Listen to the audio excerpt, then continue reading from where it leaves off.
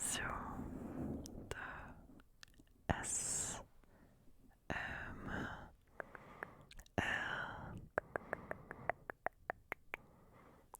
Aujourd'hui, je t'ai concocté une petite vidéo qui raconte l'histoire de mon main, mon personnage préféré de League of Legends, Miss Fortune, la chasseuse de primes, de primes, de primes. Tout mon petit cosplay. Wani Wanu. Alors je te laisse te détendre, détendre, détendre. Tu peux donc t'installer confortablement. Miss Fortune, chasseuse de primes. Comme bon nombre de ceux qui sont sortis de l'anonymat, du labyrinthe saumâtre qu'est Bilgewater, Sarah Fortune a du sang sur les mains, et pas qu'un peu. Fille d'Abigail Fortune, une fabricante d'armes réputée, Sarah passa la majeure partie de son enfance à la forge de leur île. À la forge de leur île, où elle apprit à limer des culasses,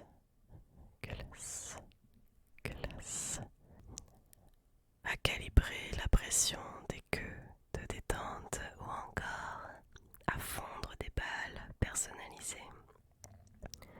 Le talent de sa mère pour produire des armes à feu était légendaire, et on trouvait des armes de poing de sa fabrication au sein des collections de nombreux marchands aisés. Toutefois, ces armes étaient également convoitées par des êtres au cœur bien plus sombre. L'un de ces individus était un brigand de Bilgewater en pleine ascension, répondant au nom de Gangplank. Gangplank, Gangplank. Sûr de lui et de sa force, il réclama une paire de pistolets Fortune telle qu'aucun autre homme ne pourrait jamais posséder. À contre-cœur, Abigail Fortune accepta la commande et un an plus tard, jour pour jour, Gangplank revint frapper à la porte de l'atelier.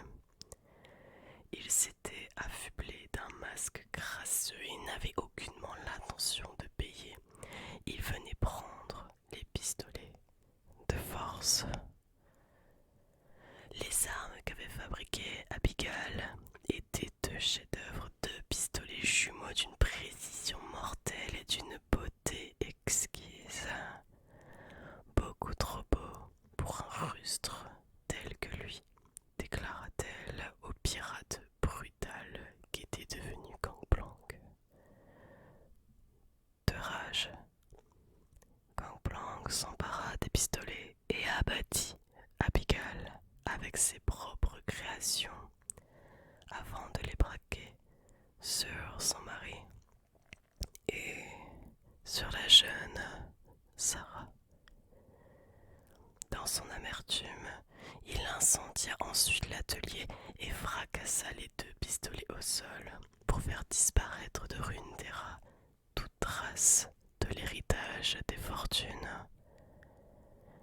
Sarah se réveilla à l'agonie. Ses blessures étaient graves, mais elle parvint à ramper hors des ruines en flammes avec ce qui restait des deux pistolets serrés contre sa poitrine. Son corps finit par guérir, mais ses nuits furent hantées par des cauchemars pendant des années.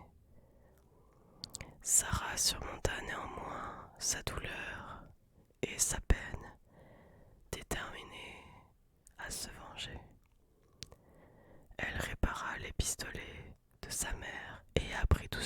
à savoir sur le meurtrier masqué qui s'était autoproclamé roi des pillards de Biggerwater et avait asservi même les capitaines les plus influents. Rien de tout cela ne l'impressionnait. Sarah comptait bien être prête lorsqu'elle y ferait à nouveau face. Fraîchement débarquée à la baie de Bilgewater, elle tua son premier homme quelques minutes seulement après avoir posé le pied sur les planches tordues du quai. C'était un pirate ivre, l'estomac plein de rhum noir demi-rond et la tête mise à prix. Sarah traîna le corps jusqu'au responsable du panneau des avis de recherche. Puis, elle décrocha une dizaine d'autres avis et prit la direction de la ville. En moins d'une semaine, elle avait empoché toutes les primes. Tous les criminels qui avaient eu la malchance d'être traqués par Sarah étaient morts ou enchaînés. Elle acquit rapidement une terrifiante réputation dans les tavernes et les maisons de jeu de Biggerwater, adoptant le nom de Miss Fortune. Gangplank ne la verrait jamais venir. Elle ne serait qu'un chasseur de primes parmi tant d'autres dans les rues de la ville. Durant les années qui survirent, les récits des exploits de Miss Fortune se répandirent, tous plus formidables les uns que les autres. Elle noya le chef des corsaires au couteau soyeux dans un tonneau de son propre rhum. Elle s'empara du sirène pour apprendre à son capitaine à ne pas avoir les mains baladeuses. Elle délogea l'éventreur de catin de son antre, caché dans le ventre d'un léviathan, à moitié démembré sur les quais abattoirs, et l'abattit d'une balle dans le dos lorsqu'il fuyait. Gangplank était trop puissant pour qu'elle l'affronte ouvertement. Le terrible gang des crochets crantés n'était jamais loin, mais Miss Fortune savait que le tuer ne suffirait pas. La jeune fille morte dans l'atelier de sa mère ne serait satisfaite qu'après avoir humilié Gangplank et avoir réduit en cendres tout ce qu'il avait volé.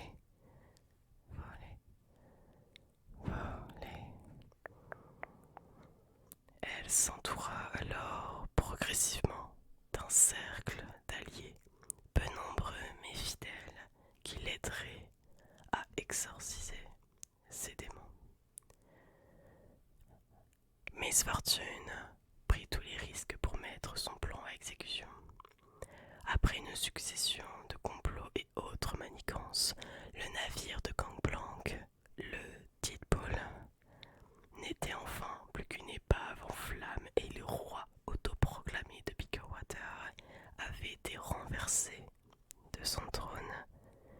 Bien mieux, tout le monde à Biggerwater avait assisté à sa chute, exactement comme Sarah l'avait prévu. Le règne du tyran prit fin en quelques minutes à peine. Gangplank disparut.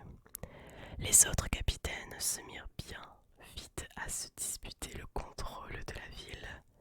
Les rares choses qui passaient pour des lois volèrent en éclats et d'innombrables civils innocents furent pris dans les tirs croisés des équipages en guerre. Avec réticence, Miss Fortune prit ses responsabilités en tant que capitaine du Sirène, soutenue par ses alliés. Elle négocia une trêve qui tient encore tant bien que mal aujourd'hui. Si rien ne dure jamais éternellement dans la cité portuaire, le capitaine Fortune continue encore à imposer sa loi à tous les pilleurs. Chefs de gang et autres menaces qui se présentent à elle. La vraie bataille de Biggerwater ne fait que commencer.